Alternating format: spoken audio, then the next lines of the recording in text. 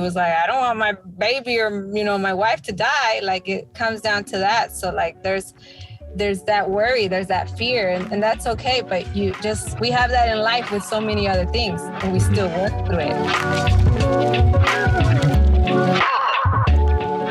Today, Dr. Ticitl, one of my favorite people in the whole world. It's good to see you, sis. I'm really glad to be sitting across the screen from you. How you feeling today? I'm good. Nice and warm. Calling in from Jersey after doing a bunch of work today, visiting moms and prenatal care and all that. Yeah. Nice.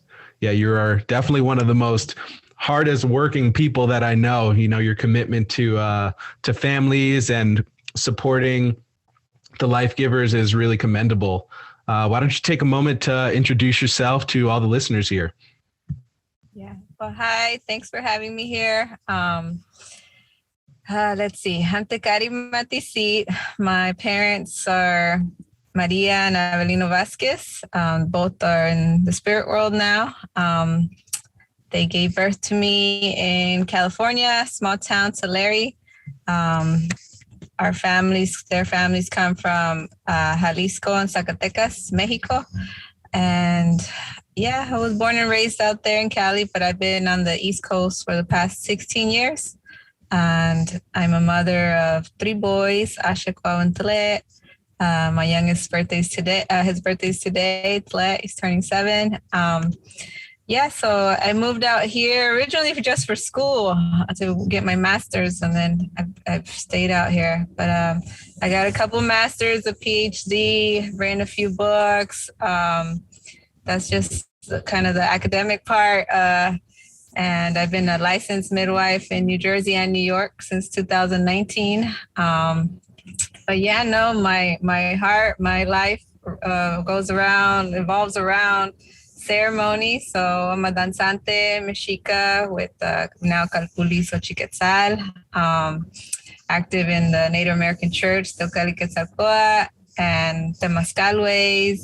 So yeah, that's how I love to live life as ceremony, right? Honor birth as ceremony. So that's really what matters in this world to me. Yeah, just a little bit about me right there. Just a little bit. That's incredible. Yeah, you're an incredibly well-rounded person. And I really love the way that you talk about birth and birth as a ceremony, and really looking forward to dive into that in a little bit. But first, I'm curious, what made you get into birth work and being a midwife? What called you to that path? Yeah.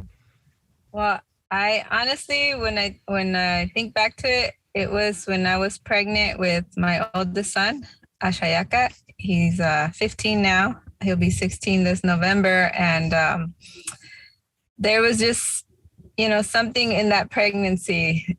I remember sitting in a peyote ceremony all night. And I was finishing my master's degree, had applied to all these doctorate programs throughout the country. So that was my focus. Like, I thought I wanted to be a professor. But I remember sitting in the ceremony and praying with the medicine, with the fire, and just being pregnant with him. And the first time, like, that thought of going into birth work. And I meet a lot of birth workers nowadays, and everyone can kind of trace back to their family, someone either giving birth at home or someone in the family being some type of birth worker, if not the midwife, a doula, or some, assisting that way. And I honestly never had that. I can't trace it back. I grew up in the foster care system.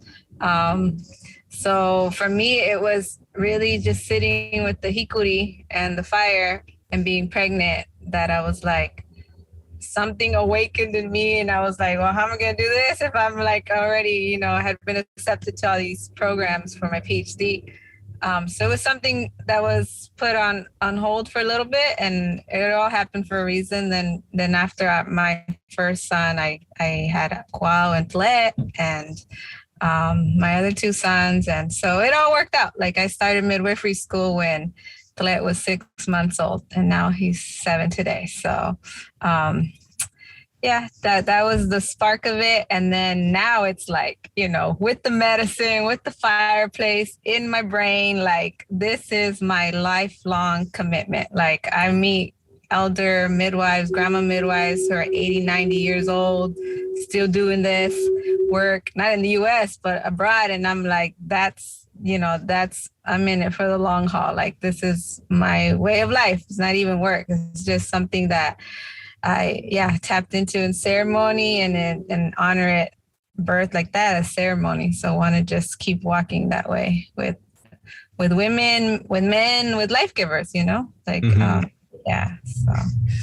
Yeah, it's really inspirational. I think when anyone is really connected to their purpose, to their calling, it really never comes off as work. And I know, I've been lucky enough to spend time around you and just to hear how you talk about birth and how you talk about the service that you're doing for people.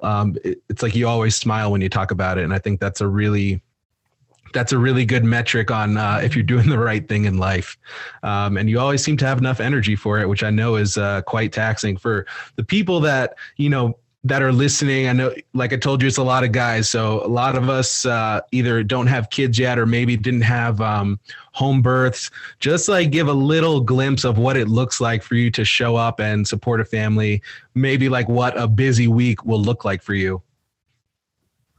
Yeah, well, I could think back to my January births just a couple months ago. I usually take 3 or 4 moms a month just because I'm a solo practice. I solo midwife, don't have a midwife partner. So for that, but like sometimes, so I like to space them out too. When moms call me, I'm always like, well, when's your due date? So space them out throughout the month. And no, January, there was like Thursday, Friday, and Saturday, all back to back, 3 births.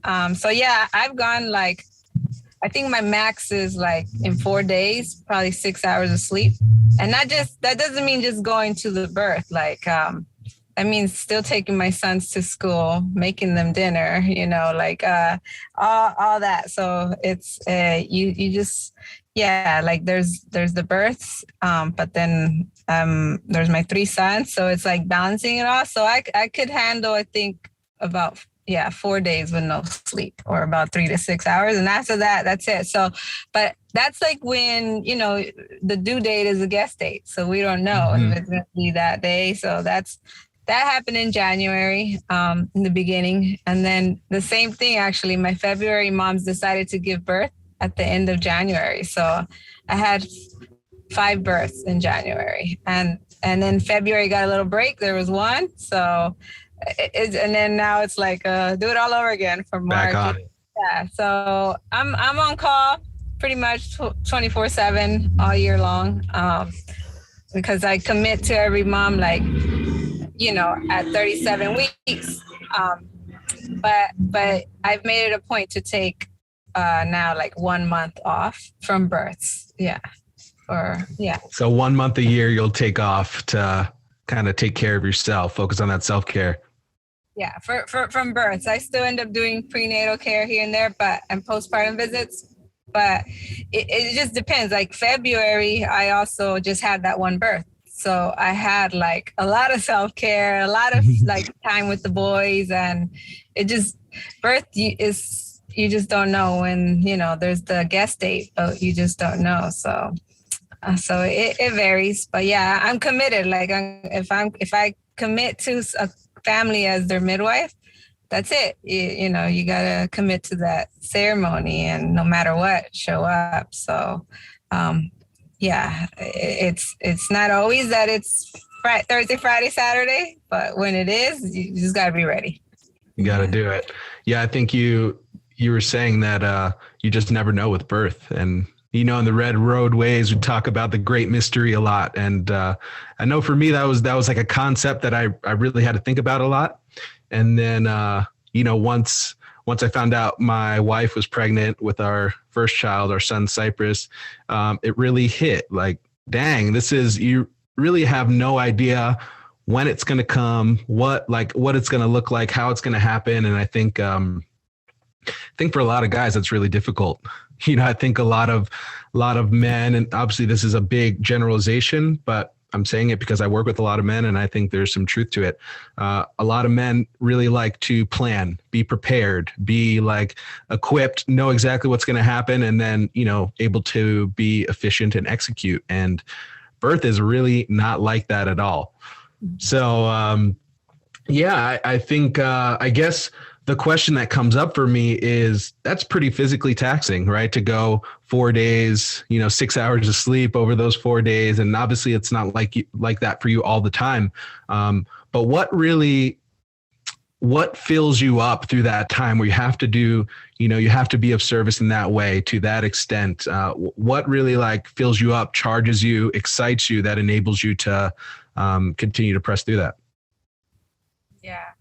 I mean, like every mom, dad, family that, hires me as their midwife, it's different. Like there are some that I've, from the very beginning, they just, even before they got pregnant, they're like already looking for a midwife. So of course, that relationship of 10 months of knowing each other before the birth is real strong and amazing. And that's what does it for me. Like, it's not just somebody who found me online and hired me. There's a relationship. Like when you share that sacred space of birth, and there's that 10-month of, because there's prenatal visits every 4 weeks until you're 28 weeks, every 2 weeks till 36, and every week till you give birth. So there's, we're not just talking about your vitals. We do the blood pressure, listen to the baby's heart, measure the belly, all the vitals, right? But there's also, it's not a 15-minute visit. There's a whole, sometimes an hour or more. And we're talking about like real life things in our personal lives. And so those relationships, like these moms, life givers, become not just a client. There's, some we're friends now and they're very like sisters, so that's what, like, at the birth, yes, I love birth. That's so beautiful. The miracle of life is just beyond words. But the more and more I go to birth, it's not that for me anymore. It's the relationships and working from like from a true like trauma-informed consent also, and like creating these bonds with different life givers who have suffered, encountered, lived so much like whether it's traumatic or not in their life, like, it's like, yeah, I'm going to be there. I could relate to that. I've been through that. I know somebody else who had it worse, like I'm showing up. And so, yeah, it's the emotions, the relationships, the commitment. And then there are the moms who hire me like very last minute, like, hey, I met you Friday, you gave birth Saturday. And that's different. It's different, but there's, that's the other hormones. The adrenaline rushes in, like, the baby's coming, like it varies. But in the end, my whole thing is if I'm committing to you, like, I'm putting my life like there for you. And this birth is about life and death. Like, it's not, what we see in the movie. So then, yeah, like that's what keeps me going, at least for 4 days so far. Like I haven't,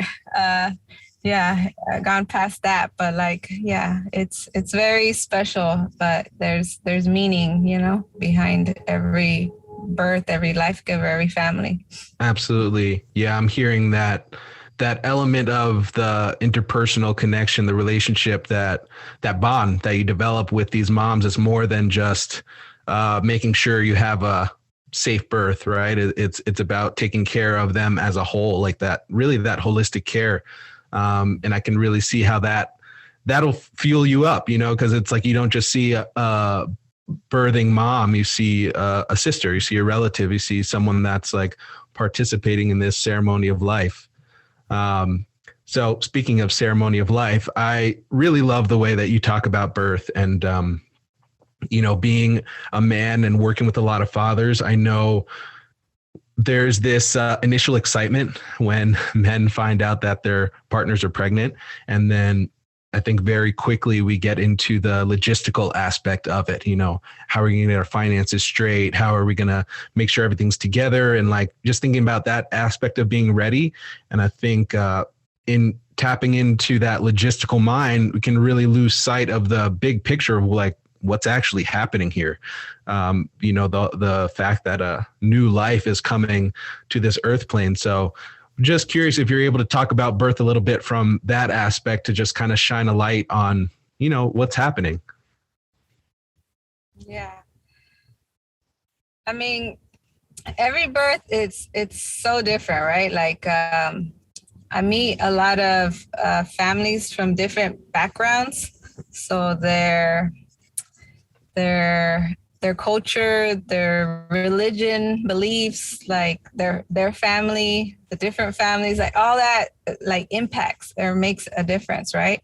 And at least when with this whole pandemic, when it first happened, like I was getting a lot of phone calls actually from men, from the fathers who were like, my wife or so and so's, my partner's gonna have a home birth. And I was like, yeah, cool. Like can I talk to her, because she has to kind of agree to it. So there was a lot of that happening. And then, there's also every relationship, because, I feel life is one big observation, right? So I'm always observing all these, I get to go into a lot of homes and I get to learn from a lot of different couples, whether it's man, woman, woman, or even not those titles because all the pronouns now, but like, and there's partners that are married and then there's the ones that not. And so there's a lot of different relationships that I see.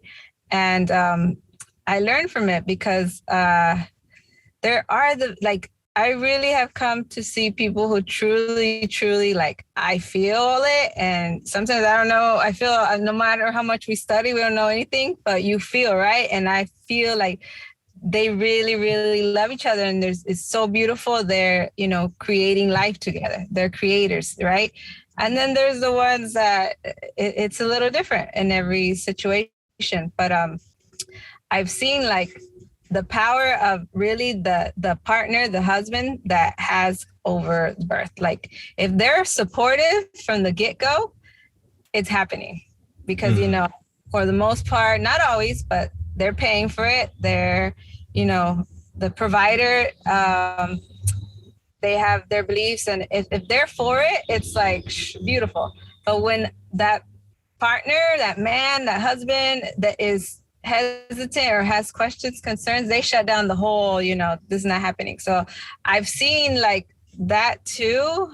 But yeah, once they're both on board and they're supportive, like it's so beautiful. Like the different homes, births I've been able to experience in terms of like how active the partner is involved, right? And not just at the birth. Like there are some dads, like they're at every prenatal visit.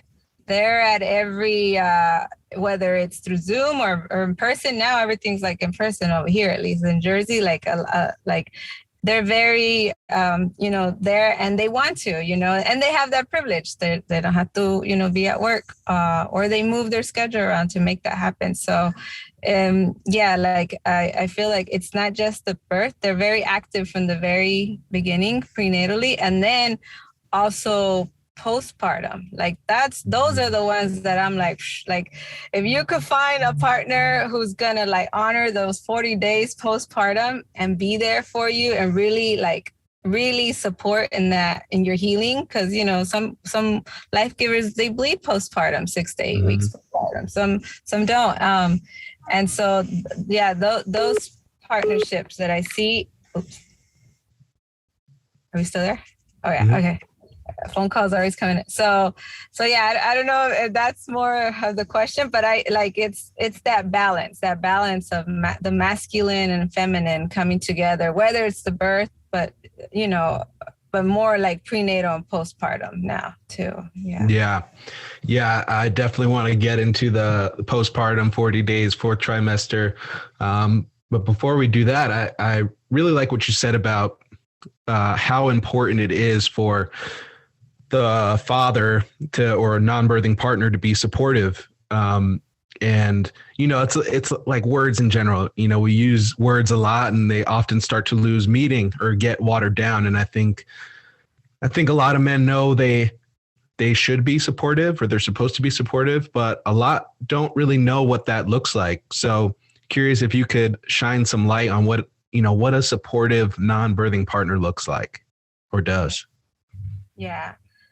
So, there are a few like dads, partners, husbands that pop out, and like, at least if we're focused specifically on the birth, like, those dads that have like wake up, when her contractions start at 1 a.m. or whatever, and are like already starting the fire outside, because they're like, that's one of the forgotten, parts of birth, like that I think existed in every culture tradition, like the importance of lighting that sacred fire, right? So that dad wakes up, mom's with contractions here and there, but he goes and lights that fire. I've seen dads like prepare so much cedar, enough cedar to cover the whole like sweat lodge grounds, and have that ready.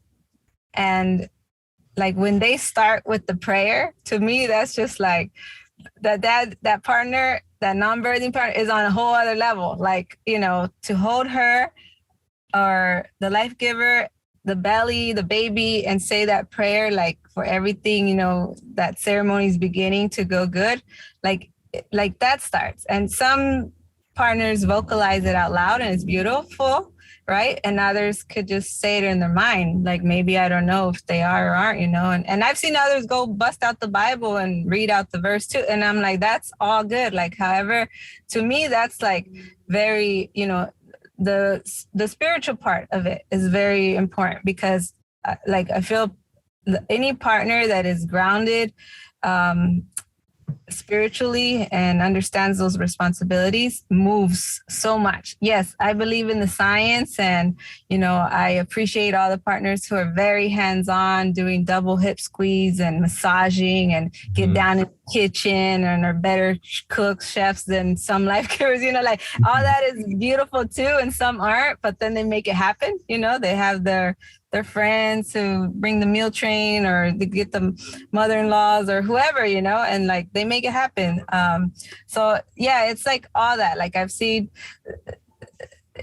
the prayer part, the ceremonial part of it all, but also, yeah, just getting hands-on, supportive. Sometimes I come to homes where there's this pregnancy is not the first baby, there's other children. They've had one mom, they had 10 children. Wow. So that's like, yeah, you need help. You need to help with like basic things. I mean, some dads or partners get in the pool and are very like, oh, you pooped, where's the fishnet, getting out her poop, or even wiping her bottom, and like very like that. And there's others who are like, yeah, babe, I love you. No, that's all, like the midwife, and they go over there, and that's fine too. So everyone's different, but it just depends on how hands-on or their relationship. Really, it's really like the partner's relationship. It comes out more like at the birth. Like, there's some very romantic, there's flowers and candles and photos from when they first met to like the pregnancy, and there's others who like they straight up just leave. Like, they can't handle it. They'll go sleep in another room, or they'll go out with the buddy and eat and come back later. Like, or there's reasons for that too. Like, there's different people with culture, religions that they're not allowed to see so much blood or touch, so that everyone's different. But I feel like in one way, like the main message, I feel like a broken record is always like, just help with what skills, talents you have. I've seen these strong, men with their big old shoulders and very warrior energy, like in front of their partner, like solid rock, whatever she needs. And then in like little moments, they'll go to the kitchen, they're like pulling their hair, and they're like, what? Like, they're just like, but in front of her, like, what do you need? Like, and so dads are, I get it, dealing with their own, they're not carrying life, but they're, the creator of this life too. So they have their own feelings, emotions. But yeah, like and it's unfortunate when the partner passes out because we need them like fully, but I've seen that too. So it's like, yeah. And we all take care of each other. But yeah, I feel like, and the end, whether however much they want to get involved, like the message is always just to help with what you can, right? Like, and no, and they usually do. So thank you for that. But yeah, there are some dads who are like from the very get go, just tell me what to do. Tell me like, because they're, I don't know, like I feel like, where does that come from? Like the ones that got it together and the ones that don't, like Yeah. so, Yeah, definitely what I'm hearing is this, like, it's almost like an underlying sense of caring, right? In the sense that it's like you want to give off the energy that your partner can feel, that's like, no matter what, like, I'm not going anywhere. And even if I don't know everything, like, I'm going to do everything that I can to be by your side and take care of you till this baby comes earthside. I think I find that a lot of men, have like a control thing. It's a lot of humans in general, but there's this idea of like wanting to be in control, and especially in the birth room, that it's like there is no control. No one's in control. It's really just this. It's this whole process of like surrender. And I've talking to other birth workers. I've heard like a lot of the process of giving birth is this like surrendering and softening. And I think as humans, in order to soften, like, we have to have some sense of safety, right? Some sense of being watched over, protected, taken care of. And I think for men, that's where we can really step up. And what I hear you saying is that can be more on a spiritual aspect, whether it's like praying, reading the Bible, like you said, or kind of setting up a birth altar, those sorts of things. Or it could be more the logistical aspect, rubbing your partner's back, helping her. I know when Demetra gave birth, like, she had to go up and down stairs a couple of times. So just like standing with her and helping her up and down the stairs, logistics in the postpartum. So, I think you nailed it in the sense that, like, whatever it is, just help out. Yeah, because there are like partners, dads, husbands. They're like, it's funny because I'm thinking about one right now where in the prenatal visits, he was always very like, I'll be there, whatever she needs, but like, I don't want to catch the baby. I don't want to cut the cord. Don't ask me to do these things. Like, because I'm always like, hey, what's your birth plan? And even though, like, some people come up with a 10, 13 page and I'm like, yeah, do all that. Like, but what's like specifics? Because if there's a certain song that they have that, let me know so we get that going. But there's, in the moment, this dad was like, it's so funny because the baby was crowning, and then he kind of like elbowed me out of the way and was like, he caught his son. And I was like, perfect. Like, in the moment, everything changes. But I remember at so many prenatal visits, he was like, don't ask me to do that. And then in the moment, something moved him to do that. And we were like, yeah. And that, I'm very like that, hands off. Like, I tell everyone at some point, like, yes, I went to school, I'm in debt and, all this stuff. But like, I'm here as a midwife, but really as a guest. Like, this is your body, this is your birth, this is your space. And in case birth deviates from normal, like, I'm here, but like, for the most part, it's beautiful. So like, I encourage all moms, life givers, to catch their own baby. And if they don't, not like in the different positions, whatever, then the partner, the father, like, do it. And if they don't want to, then of course I will. Like, somebody always wants to, but yeah, like, so many, there's just so like so many partners, fathers, that they it's like, I don't feel you need to go take any workshop or like a training or anything. Like, your innate love for your baby, for your partner, like it just kicks in and you kind of then just know what to do. So you can't go wrong. I mean, unless you just leave. Like, yeah, like that's like every partner is different. And I just feel like sometimes just their presence is there, like just them being there, it makes the life giver, like you said earlier, like more relaxed. Like sometimes, they're with the hard contraction, surge, birth wave, however people want to call it, and they don't want touch. They just want your energy, your smell, your scent, your vibe there, right? And that's enough for some people. Like some are like, yeah, brush my hair. Others like, don't even touch my hair. Like it's just so different. And the partners know they're the life giver better than any of us, than the midwife, the doula, family. So like that always just helps. We've got baby in, gets baby out. So that's always what helps the most. I love that. I love that. Yeah, there's you touched on just like that innate caretaking aspect that we have in us, and that really comes out in the birth room. And especially that story of the dad is like, nah, I don't want to catch the baby, and then as soon as it's coming out, just kind of jumping in there. I think going back to what I was saying before about men getting caught up in the logistical aspect of it, I think what a lot of men don't realize, and I for sure did not realize until we were there, is like, this is going to be like one of the most beautiful, incredible, mysterious moments of your life. And I remember the birth of our first child, man, just like going back to it, it was really like we were in a completely different realm. It's like people talk about plant medicine and, obviously I love Native American church and the Hikuri ways, but there's something that really just transports you when you're in that birth room. When I was in that birth room as a dad, that I no matter how anyone tried to describe it, they never would have been able to put the exact words to it.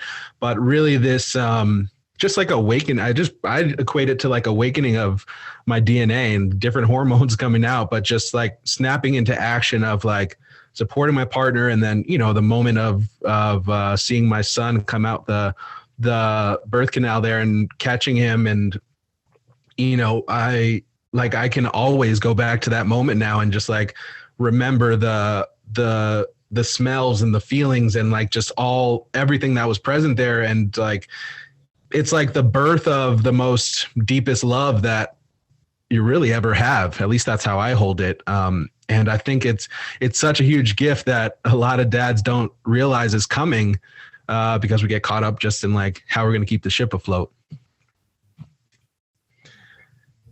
I think the other thing you were saying that I really liked and could resonate with was like workshops and childbirth education and the books and all that. And I know Demetra definitely wanted me to read some books and all that. And I was like, I couldn't do it. I was like, nah, I can't do this.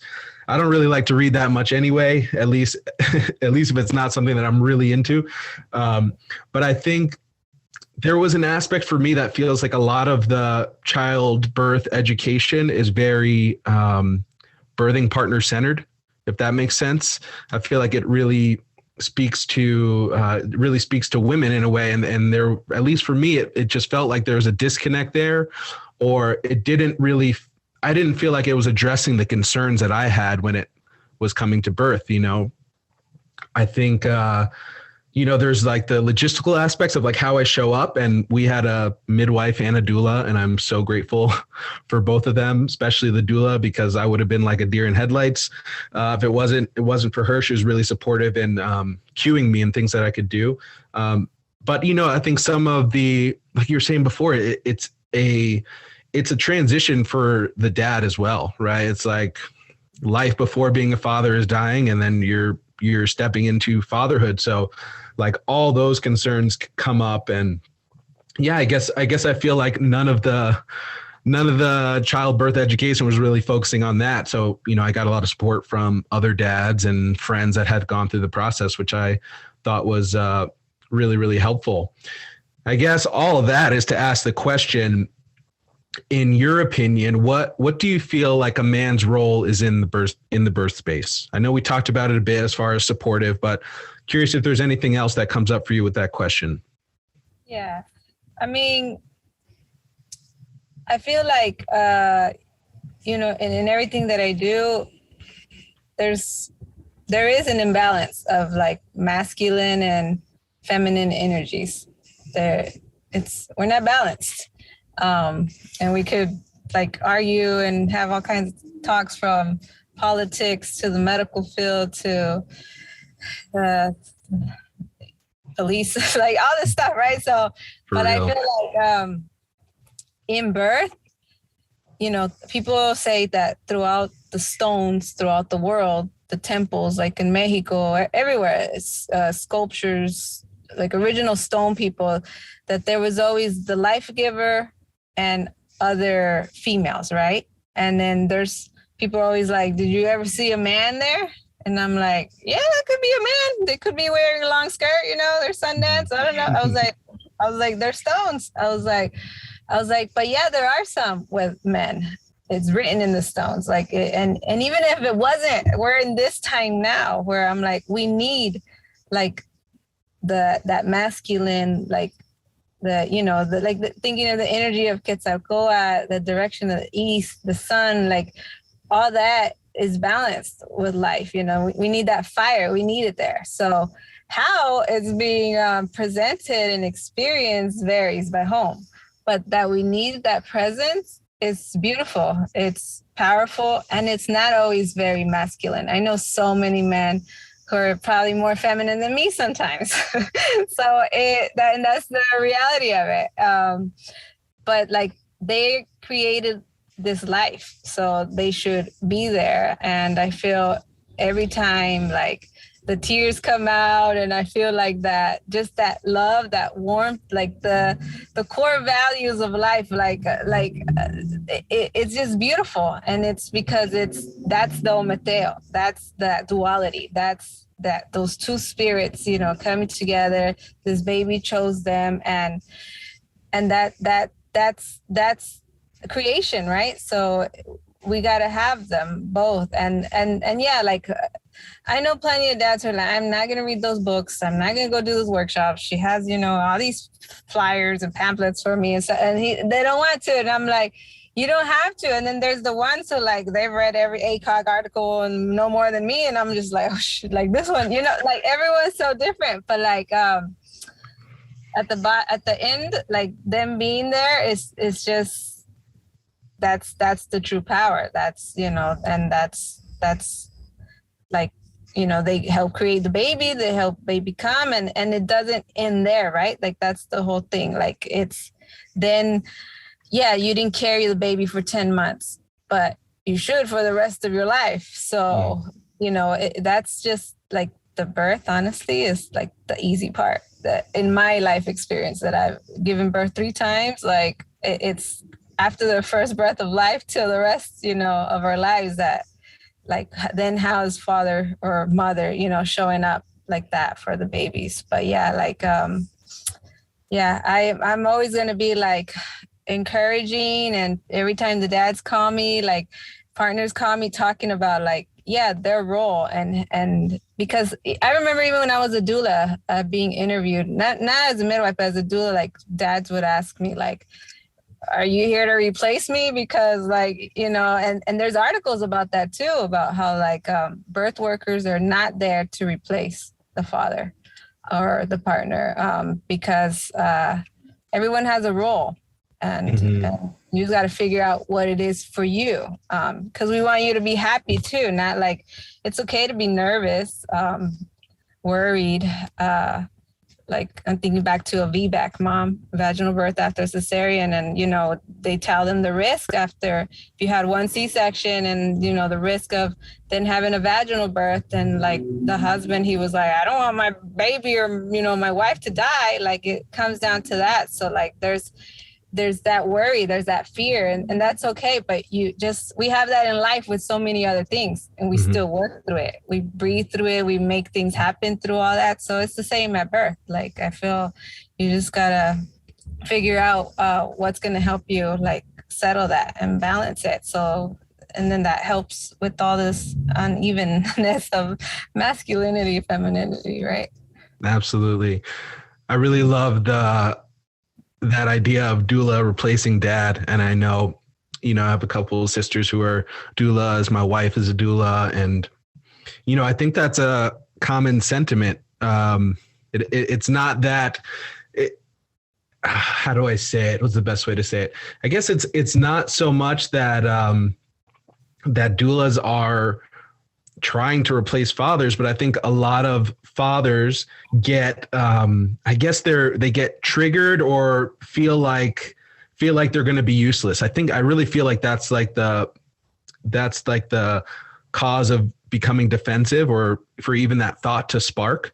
I also think there's like this element for men that if you need help, then you are incapable or you are weak or less than a man. I think that's a deep-seated thing in a lot of men.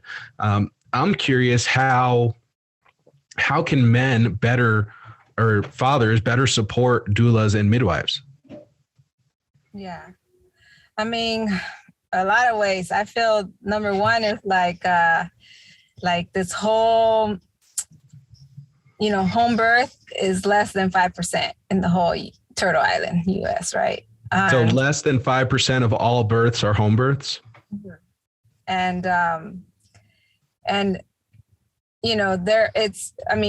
since the pandemic, numbers have gone up here and here by state, but like if dads that have experienced the home birth start speaking about it just as much as moms, like I feel it will change, because there's different powers with the different like voices and masculine and feminine voices, right? So I feel like that is like the number one, right? Like just sharing the stories and getting it out in all platforms. Like,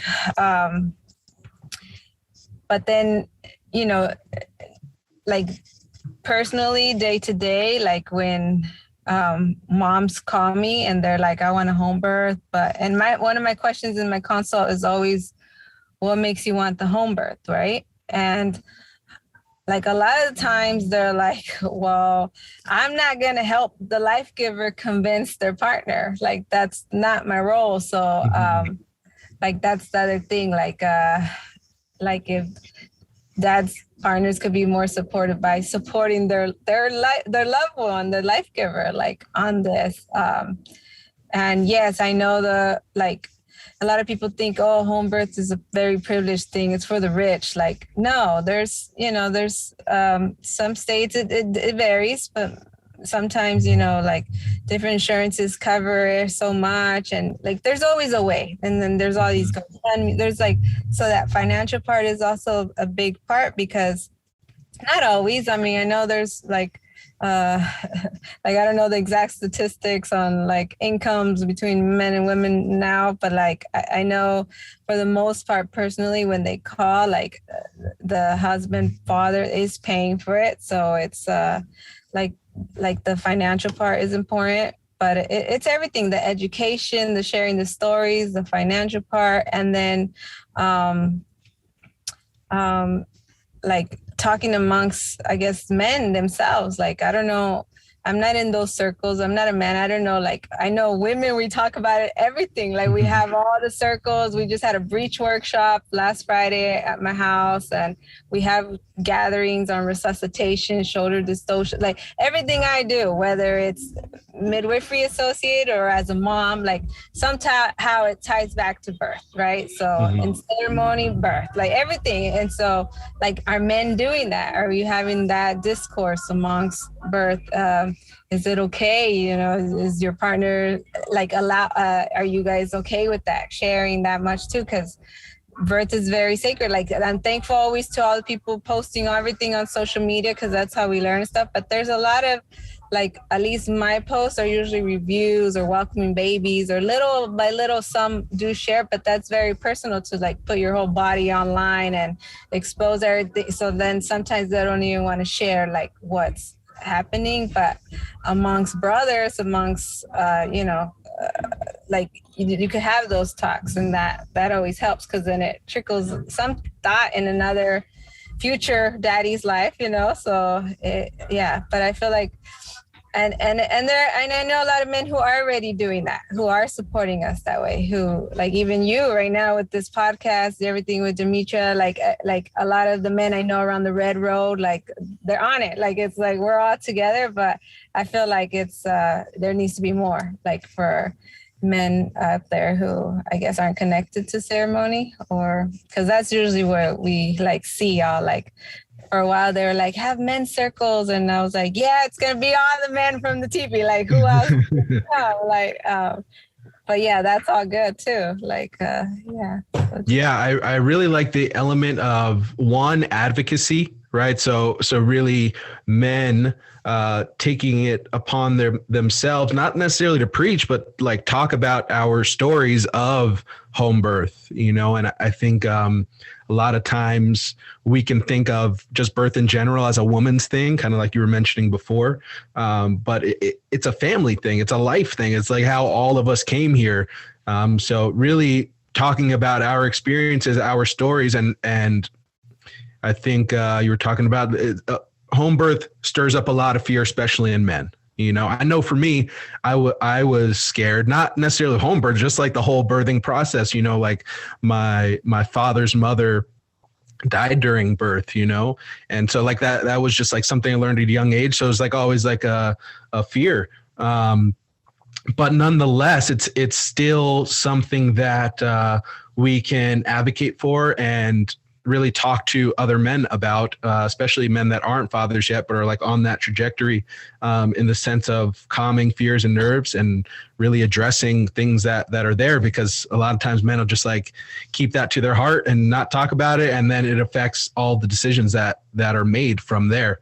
And then I also love the other aspect, which is like men being encircled together and actually talking about life, talking about birth. A lot of times we talk about work, and I've been in men's circles for a long time, so we talk about so many different things and really essential, but that birth and starting a family can be just as large of a part of our conversations as well, so that we can support and take care of each other in that way, so that then we can go back and support and take care of our families. All right, so there's the birth, and then after the birth, there's a baby, right? And then it starts the whole postpartum and just like the rest of this child's life. So we talked about the 40 days a bit, and I think, kind of goes along with what's occurring before, which is being supportive, and it looks a little bit different, meal trains, washing dishes, really just helping. I see it as really helping the birthing partner develop a bond with the baby, because that's like the most important thing at that point, as well as really supporting them in healing. But then there's just like their whole life of raising children. And I know you have 3 boys. So what's it been like for you raising 3 boys? Yeah. So, I mean, Asha is 15. Gual is 8 and Tlet's 7. And I mean, as a single mom for the past 5 years, it's been really hard, but they have their dad, and he's in Texas. And so we do our part now to do the co-parenting from New Jersey and Texas. They're with me. But yeah, like that's why I say too, the being pregnant was beautiful. The birth, easy. The postpartum for me was also a beautiful journey. And then since I got divorced, separated when Claire was 2, right? So the past 5 years it's been hard, but like that's my everyday prayer, like to just be the best mom that I can for them, as I try to be the best midwife that I can for mothers. And, I'm not going to force them to eat hikuri, to go into the sweat lodge, to put on the koyolis, do danza. But like I feel they see how we live, and then they learn from that, and they their own, creators, they take on from that what they like. But, the love is all I have for them. And, it's I love that I can see so many families and see how they're doing it too. Because, like I said, growing up in foster care, I didn't have my mom or dad to teach me those. Learned how to become a mother around the fireplace from other mothers, from other fathers, and so for a long time, people were like, "Oh, you're mother and father." I'm like, no, I'm their mother. They have a father, and that's very like they know that, and so yeah, like Flat's over here talking about, I'm gonna be a midwife like you, mom, and like, let's do it. And then Ko and Asha are like, yeah, no.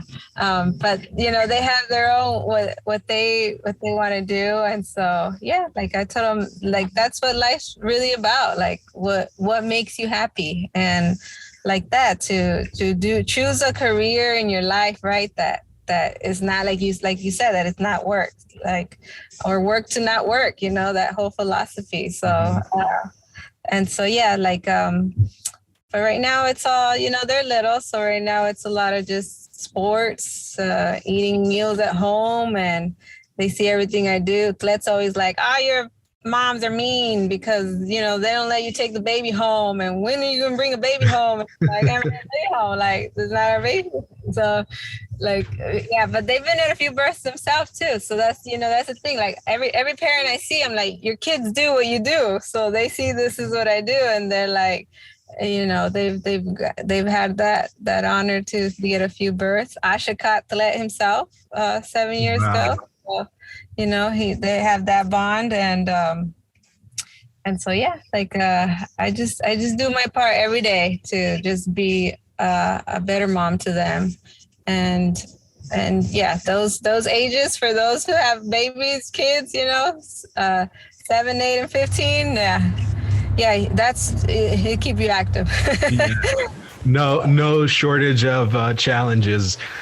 Yeah, I love the aspect of they see how we live, and I think it's such a cornerstone to parenting. And I think a lot of dads can get caught up in like, what am I going to say? What am I going to teach them? It's like, well, they don't really care what you say. They just watch what you do.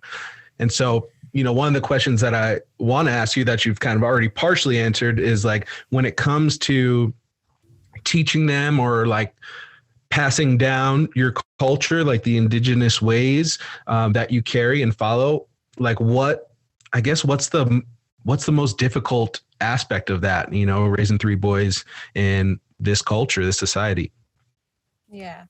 I mean, like right now, we're Tleta Nemontemi baby, right? Like on the Mexica calendar, there's the 5 Nemontemi days. So our Mexican New Year's on Saturday. And like I try to keep up with all that as best I can. So they know like these 5 days have been like a lot of reflection, meditating on the whole 365 solar count, and then just gratitude. Like lately I've been like these past 5 days has been all that. So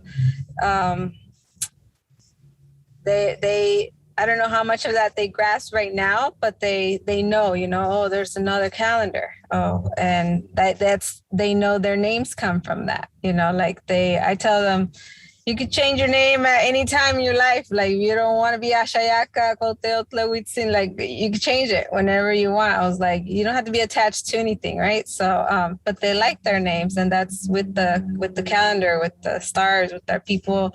So they're connected that way. And then like, yeah, every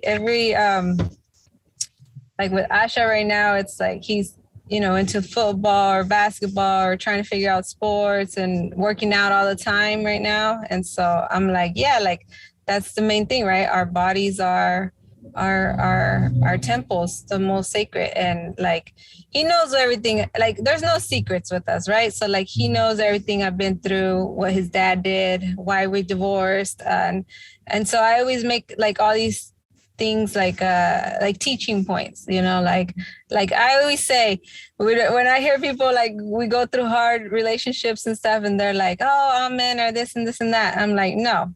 I always say I have 3 sons, and I'm gonna raise 3 like beautiful sons, because I know there are very good men out there. I see them when I go into their homes, and and I don't know everything, but sometimes in 10 months you do find out a lot. And so I keep telling them, like, you know, from all the whether it's our culture, the teepee, the lodge, the births, like whatever they see, like things that I disagree with, or I'm like, no, that's not based on integrity and love and respect and beauty, you know, like, and yes, try to stay positive and everything, but like turn into a teaching point, right? So like that, like they're right now through that phase. And then Qual and Tlet are probably like, what now? But Asha gets it, you know, he's in high school, he gets it. And so, yeah, I pray that they always want to, you know, sit around the half moon, and that they go in the lodge when we have them sometimes, you know, once or twice a month at the backyard. So they help out with the fire, they help out, like, they see everything. So I'm like, hey, you can do this too, you know, and they like it. They like doing that stuff. But yeah, like I just pray they continue it, and it's day by day. So like they whatever they want to do. But I'm always like, you know, growing up fourth generation Chicana with Mexica, Wirarica roots, but not speaking Nahuatl or Wira fluently. Like, I had a great grandma who she said, you know, one of you is going to pick up this connection either to herbs or to danza or to the red road, right? And I have 1 out of 8 siblings. The rest aren't, you know? So I'm always like, my prayer for my kids is that they stay connected to our indigenous way of life.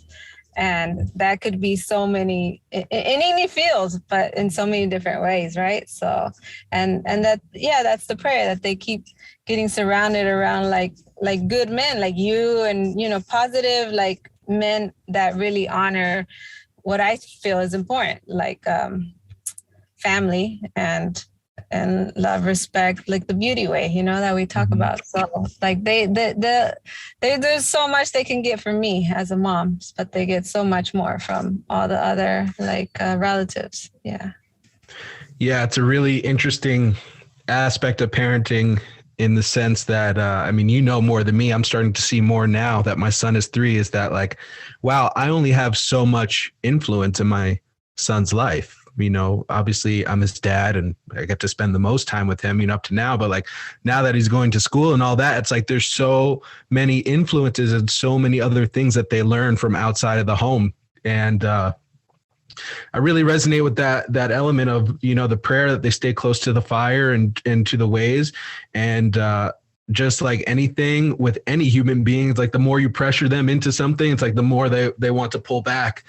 So really just like finding that balance, giving them opportunities to see you in it, right? And giving them opportunities to help out and be fun. The other thing that you said that I really liked is really teaching life lessons to kids. I always put it in the sense of like, I talk to my kids like they're adults, you know, in the sense of like, I don't try to dumb anything down or water it down. And that's like my son who's 3 and my daughter who's 1, you know, even her who can't even like say these words yet, but, you know, really just looking for moments to talk about, you know, in the car today, my son asked me like, what's respect? You know, because it was like in a song or something like that. So it's like, well, I just told him what my definition of respect is, you know, and just like use their curiosity to deliver these things. And yeah, he probably doesn't understand every aspect of how I defined respect, but it's like planting the seed, and then it's like the continuing of watering the seeds, you know, over time. And, you know, we can't do that if we're trying to avoid difficult concepts or uncomfortable conversations with our children. Yeah. Yeah. Yeah. I've always been like, you know, my sons, the boys, they see me cry, they know why. They see me all happy, they know why. Like I don't sugarcoat things, and some people are like, even when it comes to like, you know, Christopher Columbus and everything they teach about all that stuff, like I'm like, no, you know what happened? And then I tell them, and some people will be like, don't do that. And I'm like, when I was studying for my PhD, I looked up so many different philosophers of education, and Jerome Bruner, I remember his whole take was like, you could teach a child any subject as long as it's at their own developmental level. So yeah, there's like, they'll know why. They don't need to know every single part of it, but enough to where like they get it, and then they make their own interpretation of that, I guess. But yeah, like I feel, yep, that's like part of being a mom and dad. That's like it's all connected, but like yeah, prenatal birth, postpartum, it is what it is, and then I feel like the real life work begins like as they're growing, and that's at least as a sun dancer, like this person who sits behind medicine, that's always been the prayer for all children, like to have, I wish in all my heart that I had my mom and dad together, and I did. So I wished in all my heart that I was, that I had for my sons with their dad what I wanted. It didn't. So I keep praying for that for everybody else, because I see some families who do have that, and it's so beautiful. And then I see the ones that don't, and then we just help each other out. And that's family too. Like, so that's what I've been learning around, like, everything as a midwife and as a mother, is that sometimes your community is more of your family than your blood. And that's just the way it is. So we all help each other out, and our kids are going to be fine as long as we stay close to that beauty way, whether it's around a fire or not. But as long as it's founded in those core values of life, of living life as ceremony, birth as ceremony, with love and respect, integrity, beauty, like it's all good. So that's like always the same prayer everywhere I go, and I just always keep talking about that, because we need that good medicine. Yeah, it's definitely my personal belief that the family unit is the most powerful force in the universe, and it's more than just like mom, dad, baby, right? It's the whole community, and family has the power to create life and the power to sustain life. And this concept of the nuclear family being the only thing that a child needs is like, it's ridiculous, because it's fucking hard. It's a lot of work. And I think the most beautiful thing about the Red Road for me is I found amazing aunties and uncles for my children. Right. And that fire and that medicine brings good people around. And then those are the people that my children get to be around, and they get to be around people like you who can teach them and show them and exemplify things that I'll never be able to, because I'm not you. I don't have the medicine that you have. I don't have the gift that you have, but I can recognize your greatness, and I can make sure you stay close to me and my family for a long time, so that's like, that's really been the most beautiful gift of the medicine, and definitely the main prayer for me as well. Keep them close to good people, good culture, good medicine, all that. Yeah. Thank you. Yeah. 'Cause I'm always like, like growing up, I mean, I'm going to be 39 this year, but I think back to my siblings and other friends, and I'm like, we can't blame the way we grew up, whether it was, in poverty, sexual abuse, parental abandonment, all these things that we've experienced, our actions on any of that. It's very hard to break a cycle of violence. It's very hard, but we do. And some of us break out of that. And then like we can go back to that, because that, not just our own kids, but all, like you said, all the other children that were around, like, are looking up to all that. So yeah, that's, I know it's a whole other branch from what we're talking here, but it is connected to, like, really, like, when I talk about living life as ceremony, honoring birth as ceremony, it goes beyond that, right? And then people shouldn't use their life experiences of traumas, of bad things that happened as an excuse to keep, doing the same stuff. And so, yeah, that's like also one of the teachings that I'm always like, not just with the boys, but with like people. I'm like, okay, what's your story? And I'm like, yeah, it's hard. It sucks. It's sad. And then lately people are like, well, or why is this our assignment in life right now? And it's like, no, we'll choose a different one. Like, don't get stuck there. It's just a thought process. So choose something else and make it better, right? So yeah. Absolutely. I Yeah. think the whole the journey of reclaiming power, personal sovereignty, autonomy is has to do with it's not like throwing out our past traumas or the things that have occurred to us. It's like being able to make decisions for ourselves and who we want to be and how we want to be in the world. That's not based on those, right? Or that's not directly in line with those. So for example, like if my father was abusive, it's like, whether I continue to be abusive, that's like, using my trauma to continue the cycle. Or if I choose to be something completely different as a direct correlation to what he did, it's still like that situation or him having power over me, right? There's like the element of healing, whatever that looks like. I think it looked really different for a lot of people. And then coming to my own grounded, sober state. And from there, choosing like, who's the man I want to be for my children. All right, we covered a lot here. We went all over the place. I really, really appreciate it. I just the other one more question is like, you have your midwifery practice, you're serving incredible families, carrying your altars and just being of service to people in so many different ways. I'm curious, what's next for you? What's next for me? Man, I keep looking back and forth, like, cause I'm like, midwifery, I'm always going to be thankful to this program that,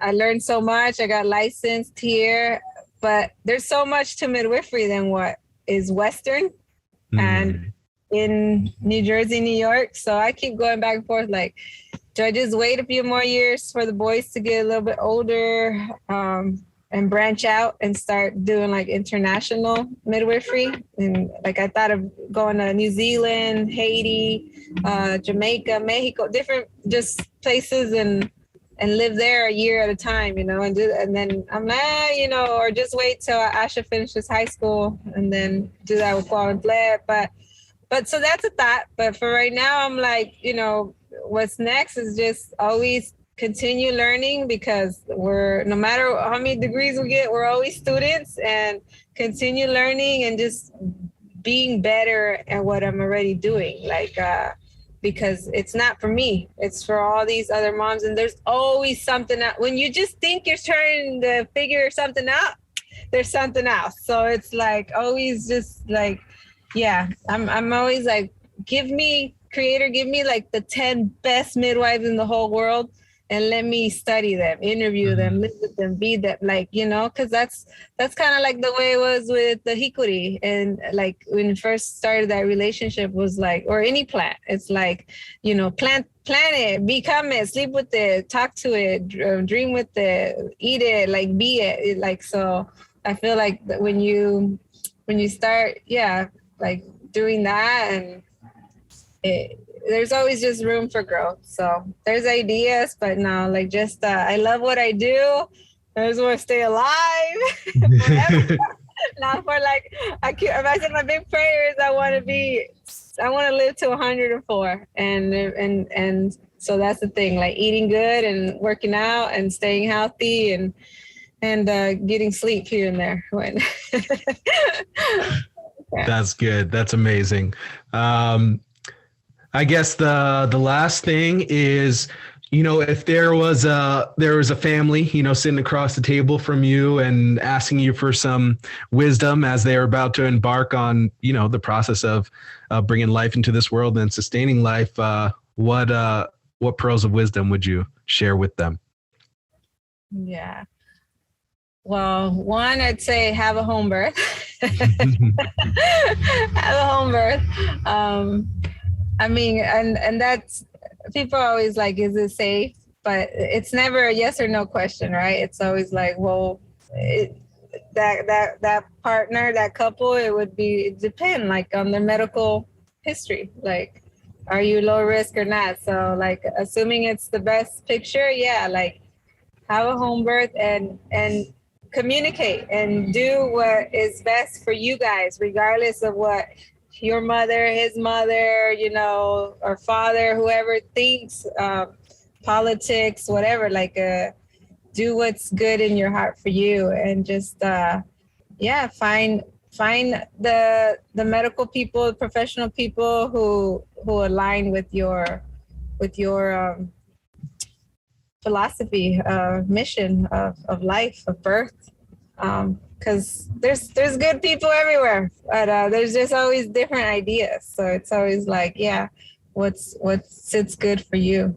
But yeah, keep home birth rising. Take it back, because I feel like one family at a time, we're taking it back. Like, everybody could trace it back to somebody was born at home. Hospitals are a few hundred years old, so it's like keep like that in everything, like the indigenous way of life going, but also like in with life, like as natural as possible. And if you believe in the plants, like I've seen so many births with medicine prayed on by different elders and that blessing. So yeah, balance Western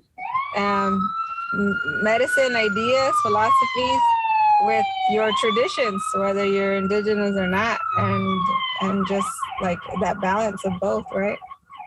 I love that. Reclaiming it. Come back home. Give birth at home. Amazing. And last but not least, T, for all the listeners out there, how can they stay connected with you? Anything that you're offering right now? Let them know.